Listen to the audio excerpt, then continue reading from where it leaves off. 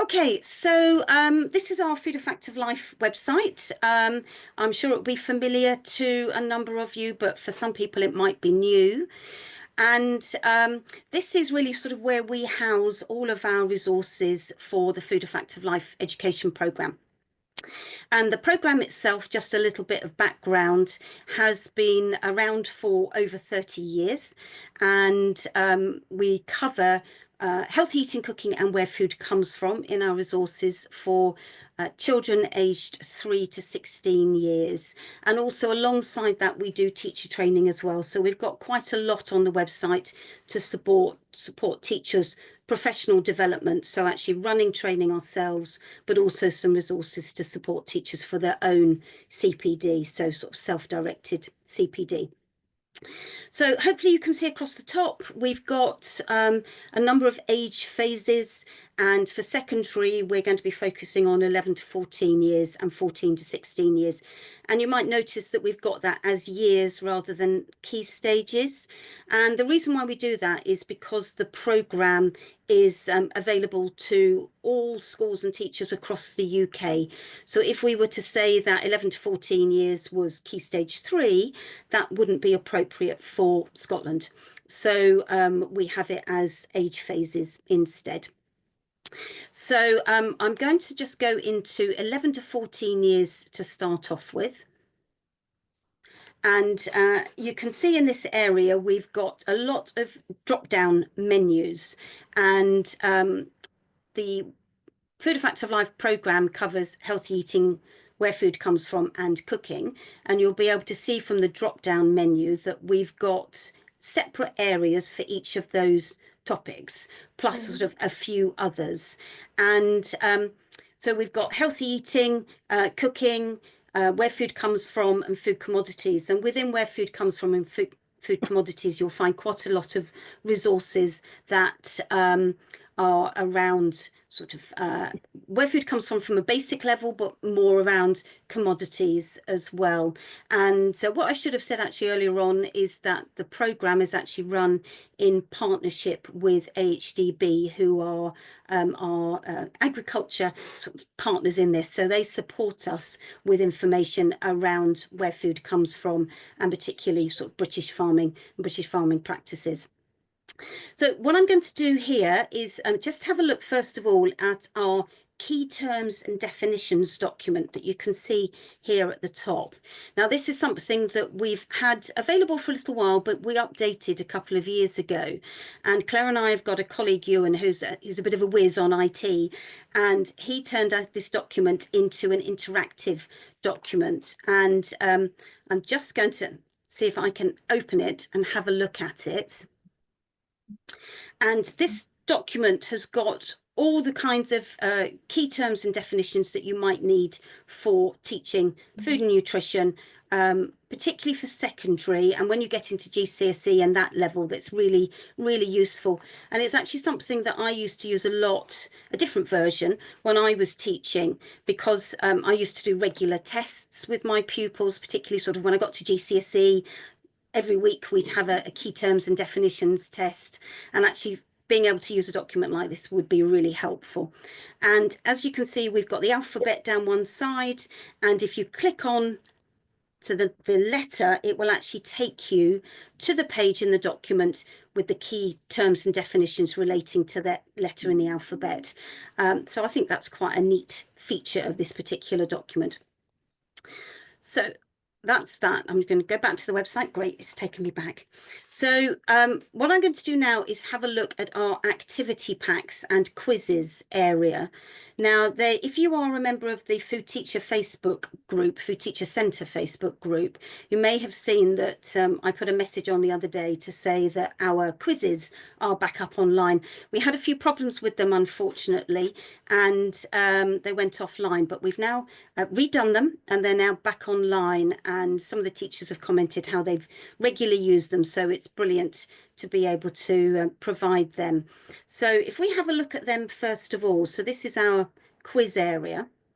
And within our quiz area, we've got multiple choice individual quizzes, and these are all around healthy eating. So any topic that you can think of for healthy eating. And what's fantastic about them is that they are self-marking.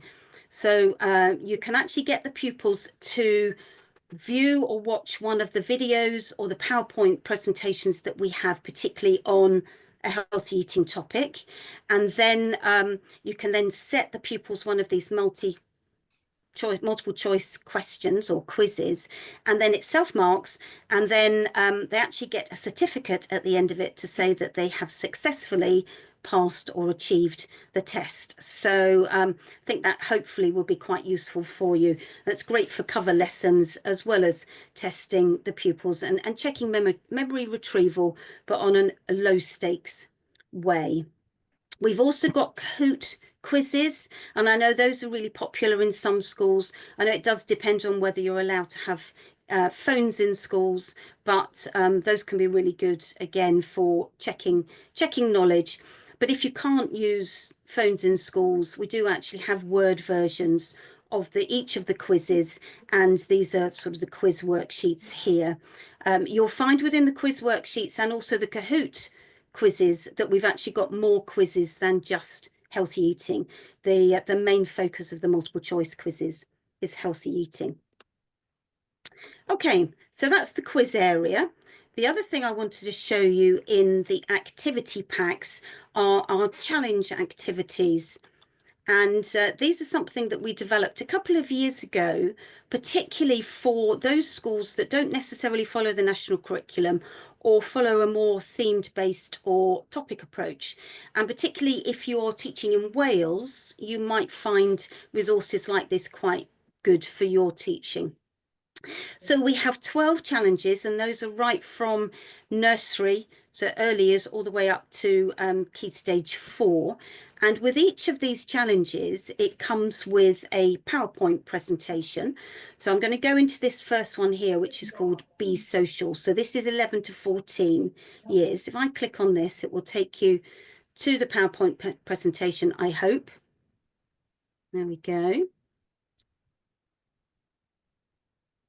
And you'll be able to see for this. I won't go into the slideshow because I just want to click through some of the presentations. So basically with these, you get given a challenge, or what we used to be called a brief, a design brief, but this is sort of now a challenge. And so for this example, you have to create a social media campaign to encourage teenagers of your age to make a better healthy eating choices. So the first few slides are sort of background information for the pupils. So it's a bit of stimulus for them to start thinking about what they need to do and understand in order to achieve the challenge. So a few different slides along here, tips for healthy eating, vitamins and minerals, etc. And a little bit about actually what they would need to do about planning. And then the thing that I think would be really useful for you as teachers is at the back end of the presentations, we've got a teacher's guide. And this gives a little bit more information about the challenges, but particularly some opportunities for learning. And then how can pupils achieve the challenge, but also all of the resources. Frances, it's not showing on the screen. Oh, sorry. Okay, thank you. Claire, can you see it? No. Sorry, Frances. No. Sorry. That's all right. No problem. Let me get rid of this. Okay, I will just talk you through it then. Right, what's happened here? I think it's that thing when we share the page rather than the window. Right. The window okay. rather than the screen, you know, that way round. Thank you for whoever was that told me that. I could have been chatting away forever about that. Okay, let me just go back to the PowerPoint, sorry, to the website. Can you see this? Yeah, we can see the website, yeah. Great. Okay, right. I won't open any more PowerPoints now then. That's good to know. Okay, so basically within these PowerPoint presentations, you'll find information for the pupils, and then you'll find information for the teachers as well. So all of the activities that you could use in order to complete these challenges. And then at the end, if you want to give the pupils a certificate, we have certificates that you can do so with. Okay, right. So those are the challenge activities. And then within this area, we've also got activity packs. And as you can see from this drop down, we've got quite a few different activity packs that you could use with the pupils. So Food Route is the first one I'm going to show you. And these resources are based around the core competencies. And I don't know if you've heard of these. These are the core competencies for children and young people aged 5 to 16 years. And they were written by BNF and governments around the UK in order to identify what children and young people of this age range should be able to know and do around food and active lifestyles. And from that, we developed some resources that can be used sort of to sort of check their understanding and see where they are as far as these different aspects. And these for 11 to 14 and 14 to 16 are sort of journal style. For the earlier age phases, they're a bit more like sort of tick sheets, but these are journals. And what's great with these is that they can be used for a sort of a longer term piece of homework maybe, or for a cover lesson. There's a user's guide with them, which is quite helpful. The only thing with these, unfortunately, is they can't be used online, but so they have to be downloaded, but they can be printed out in black and white. And perhaps it's something perhaps you could do just as a sort of as a one-off if it was something particularly you wanted to do as a special, maybe as a cover lesson. Okay. Right, also in this area, we've got 50-minute lessons. Somebody on Facebook the other day was saying that their lessons had gone down to 50 minutes and help. So these are some resources that we created it was actually for the Meat and Education programme that we used to run. So each of the lessons is a meat-based lesson, and within it there is a recipe. And there's a teacher's guide, and there are all the resources that you might need in order to teach that lesson. And the recipes have been tried and tested, so we know that they work, and they work for a 50-minute lesson. So if you're tight on time, some of those might be useful to have a look at. The other thing in this area are the food for life skills, or food life skills.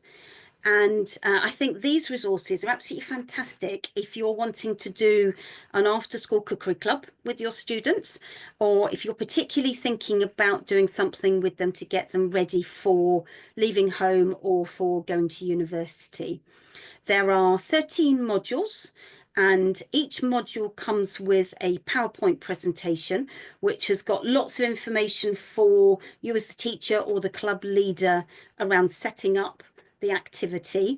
And there's information about budgeting, food hygiene, health and safety, etc. But also there's some information about how to scale up the recipes. So if you're doing it just for 5, 10, 15, 20 people, you've got some information in there that will help. So lots of different modules that you could choose from. And then each of them come with a recipe. And as you can see, some of them are fairly basic. We've got a fruit jelly here, but we have got a tortilla toasty and a bean and pasta soup, and then moving on to curries and some sort of snack items. So lots of different things that could be chosen to use for your sort of after school clubs or getting ready for university. I do like the names of some of these. Claire's very good at coming up with names for activities. So we've got Barbecue Frenzy, and we've got Takeout Cook-In, which I think is great. Let's add a little bit of fun to it. Also in this area, we've got some other packs. So we've got things like Fibre February pack, and a bread activity pack and a harvest festival activity pack. So the Fibre February one is great. If you're working, doing any work around fibre and encouraging your pupils to increase their fibre content, the Fibre February pack is perfect for that. We call it Fibre February because there's a bit of a push in February around fibre, and we work with UK flour millers on that, but it's perfect for using at other times of the year. And then also, as I said, there's bread activity and harvest festivals. So lots of different things alongside your lessons and your general schemes of work that you might want to think about doing and using for your 11 to 14 years pupils. Now I'm just going to have a quick look at 14 to 16 years. So within here, you'll find all the resources that we have to support all of the different specifications around the UK at GCSE level or equivalent. And these are obviously at the right level. They show progression from 11 to 14 to 14 to 16.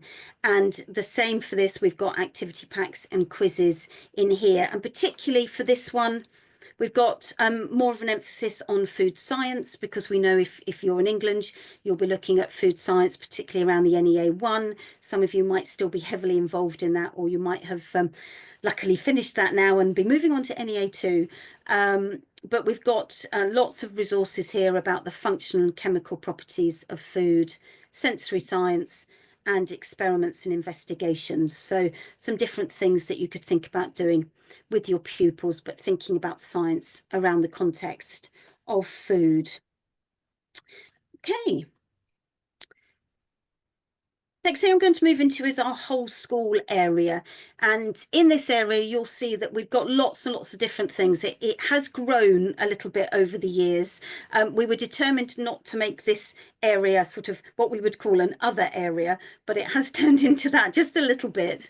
But some of the things we went through last time in the September drop-in, and I'll share the information about those with you. So things like the science through the context of food resources and the roadmaps. But what I wanted to do was just now show you about the careers in food resources that we have. Now, I know it's not a main aspect of what we do as food teachers, but it's still an important part of our role. And I particularly think there are so many fantastic, wonderful careers out there for young people in the world of food that it's great to be able to encourage them and show them what's available. So we've got a downloadable poster, and this focuses on careers that from farm to fork that feed the nation, and then also that inform the nation. And then to support that, we've got lots of careers case studies, and these can be downloaded and perhaps used as a display or as part of sort of a careers sort of session with your students. And then also we've got other ones for informing the nation. And if you're in Scotland and you're coming along to our conference in a week or so's time, Gary McLean, we're delighted he's going to be with us on the day, and he's going to be doing a session or 4 sessions for us. And Gary is an ex-MasterChef The Professionals winner and Scotland's national chef. But we've got a really nice case study from him here. And then we've also got some apprenticeship case studies. If any of your students are thinking that they don't necessarily want to do a degree, an apprenticeship route is a fantastic opportunity. So great case study from Kate Rose here, who is, or was, I should say, she's now qualified, an apprentice food technologist at Mondelez. And she's got a really nice sort of story about how she's got to where she has by doing a degree apprenticeship, but working full time, which is fantastic. And then a little bit more information about careers advice and opportunities that you might find useful for yourself, but also to share with your pupils and also maybe their parents and carers as well. Right, the final area that I'm going to show you is our professional development area. And this is where you'll find all of our information about training. And hopefully you've seen that area already because you've been able to join us tonight, but I will just flick onto that in a minute. But I mentioned at the beginning that we have some videos which are practical food skills videos. We've got pupil versions and then we've got teacher versions, and you'll find those here. And those provide just a little bit more information. So a little bit of sort of good practice guidance around health and safety, how to sort of manage the practical activity that's being done. But also there's some information that's recipe based around food science. So we've got, I think it's quick bread bun recipe and a quiche recipe and a cheese sauce recipe that actually goes through the food science of actually making that recipe, and some really nice sort of little short infographics that you might want to use with your pupils and also to support your own knowledge as well. In the teaching and learning area, we've got all of our recordings for any webinars that we've done. So the recording from today will be put in here. But also we've got an area, this this teacher knowledge and skills would be where you would find those recordings. But in planning and teaching, we've got some other things that might support your own sort of planning, but also your sort of day-to-day classroom management. So we've got schemes of work and lesson planning. We've got resources to support our specifications across the UK for GCSE or equivalent. And with these, what we've done is we've been through all of the contents and specifications for the different qualifications, and we've identified all of the Food a Fact of Life resources that could be used for teaching that particular part of the content. So, and these documents are interactive, so they all have links in them, so you'll be able to go to the actual resource itself to be able to find what it is that you'll be able to need. So hopefully you'll find those useful, and particularly if you're a trainee teacher, you're just starting out, you might find this useful for your planning. The other area is our good food hygiene and safety practices, and thinking again about your classroom management. And we would always say to make sure that if you are a member of CLEAPS or a similar organisation, if you've got any queries around health and safety or food hygiene, please do contact CLEAPS, because they are the sort of the experts really in this area. But we do have some resources on here that you might find useful. So we've got a guide to good food hygiene and safety practices, an example food and nutrition letter if you want to send a letter out to parents and carers, a cleaning schedule for your food room. That's quite useful if you've got external cleaners coming in, just to give them a bit of an idea about what should be done and when. Pupil food hygiene and safety record sheet. And then we've got exemplar risk assessments. And again, you might well find that you're using the risk assessments from CLEAPS, which is fantastic.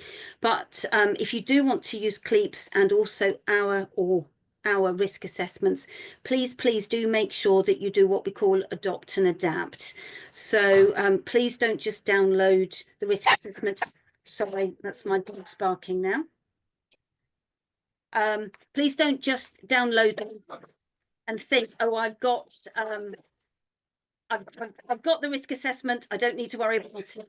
But what you must make sure that you're doing is adopting it. So you are making sure that it meets your setting and your pupils and your requirements, because otherwise, if you don't do that and something happens, then you'll find that that's when there will be problems. So so that was that.